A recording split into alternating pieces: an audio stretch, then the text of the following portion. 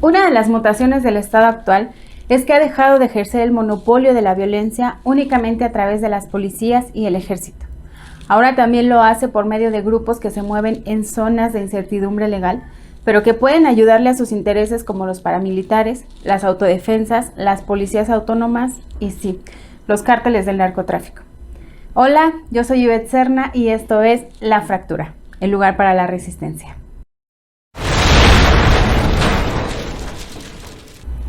El monopolio de la violencia. Así definió el sociólogo Max Weber, como ustedes le digan, al Estado en su obra La política como vocación, en la que asegura que la característica principal para que una entidad se convierta en Estado es el ejercicio legal y legítimo de la fuerza pública como la policía y el ejército, pero también de la fuerza privada, ambas reguladas por leyes creadas específicamente para este fin. Sin embargo, en América Latina hemos visto en las últimas décadas que el Estado ya no ejerce la violencia únicamente a través de grupos legales o legítimos, sino que lo hace cada vez con mayor frecuencia a través de lo que la politóloga argentina Marcela Perelman llama los no uniformados. Esto ha generado que poco a poco el Estado vaya perdiendo la capacidad del uso de la fuerza, no solo a manos de grupos externos a él, sino de sus propios cuerpos de seguridad que ejercen un gobierno de facto en algunos territorios que ya no se limitan a comunidades rurales y alejadas de las grandes ciudades, sino que lo hacen en barrios de zonas urbanas, como es el caso de Río de Janeiro, en donde la milicia se ha apoderado de grandes extensiones territoriales, no solo en las favelas, sino en los grandes complejos habitacionales del programa Mi Casa, Mi Vida, creada por la expresidenta de Brasil, Dilma Rousseff. Pero ¿cómo hemos llegado a esta mutación del Estado? La respuesta es la terciarización, es decir, la existencia de otros grupos no uniformados que están ejerciendo la violencia contra los ciudadanos. Algunos de ellos impulsados desde la institucionalidad, como los halcones del 68 en México, y otros grupos de corte más independiente, por llamarlos de alguna manera, como las llamadas autodefensas o los cárteles del narcotráfico, que además en México nacieron como parte de un programa estatal y que se dejaron actuar y que hasta se impulsaron porque en cierto momento son útiles a los intereses del Estado. Pienso también en Afganistán, Siria, Libia, Somalia, Nigeria. No nos vayan a censurar otra vez. Antes de que piensen que estoy exagerando, hagamos un ejercicio de reflexión conjunta en torno a la siguiente pregunta. ¿Cuál es la responsabilidad del Estado en la violencia ejercida por terceros actores? Para ir respondiéndonos, situémonos en el 2009 en Phoenix, Arizona, donde los comerciantes de armas legales recibieron la orden de venderlas sin ningún tipo de restricción a compradores ilegales.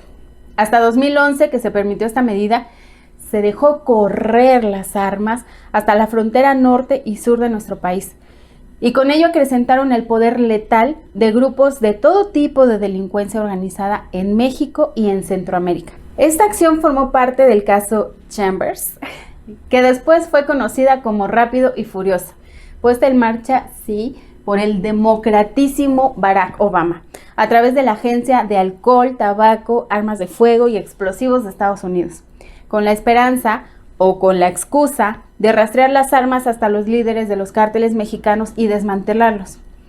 Esta operación es un claro ejemplo de cómo el Estado motivó y aumentó el ejercicio de la violencia de grupos delincuenciales a favor de sus propios intereses. Sobra decir que la medida fue un rotundo fracaso, pues no solo no se detuvo a ningún capo de importancia, ni se desmanteló ningún cártel en México, sino que además las autoridades de México ni las de Estados Unidos saben, o dicen no saber, el número exacto de armas traficadas. Y algunas se han ido recuperando poco a poco en las escenas del crimen. Pero cientos de mexicanos y extranjeros han muerto desde entonces y siguen muriendo a causa de las armas de Rápido y Furioso sin que las autoridades puedan detenerlas. El Estado ante su propia violencia.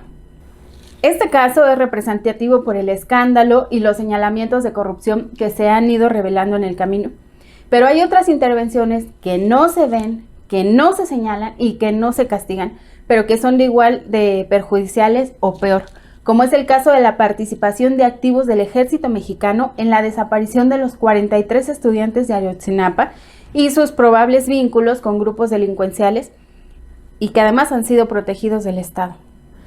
O como el caso de Teocaltiche, en el Estado mexicano de Jalisco, en el que un grupo de la delincuencia organizada arrojó volantes desde una avioneta en los que se determina dueño del territorio, ejecutor legítimo de la violencia e impartidor de justicia ante la impunidad del Estado, a quien además les mandó un mensaje de tranquilidad. Y así podemos mencionar varios casos, pero no nos alcanzan estos minutos para ejemplificarlos todos.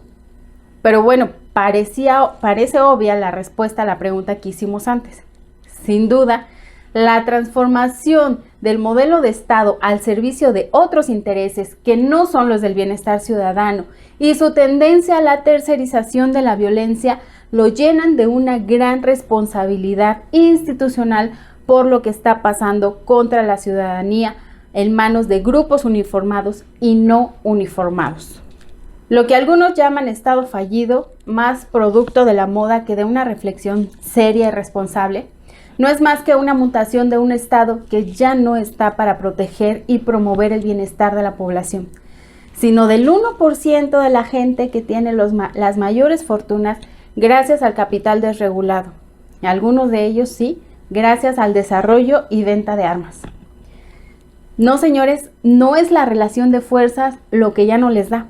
Lo que pasa es que la han dejado correr del lado más vulnerable y se les ha ido de las manos.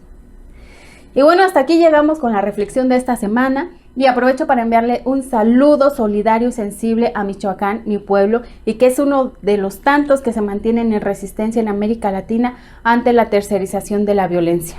Ánimo y fuerza.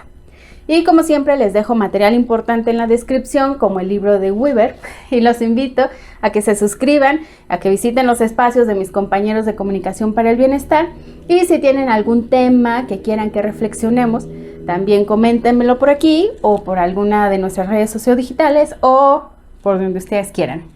Yo soy Ivette Serna, muchas gracias por estar aquí, nos vemos la próxima semana, chao.